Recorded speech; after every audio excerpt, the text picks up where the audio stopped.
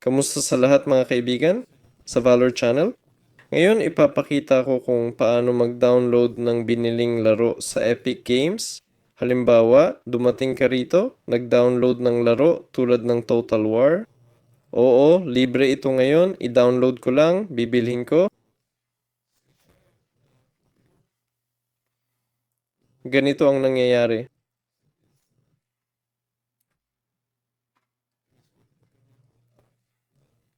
Pagkatapos bumili, baka napalampas mo ang button na tingnan sa library. Pag-click ko sa tingnan, pupunta ako sa library at makikita ko dito ang tatlong laro ko. Para makita lahat ng laro, may filters dito. I-click ko ang reset at isusulat ko. Binili ko ang Total War. 'Di ba? Pwede mo na itong i-install at laruin. Kung hindi mo matandaan ang eksaktong pangalan ng laro, hanapin mo lang at makikita mo rin ito.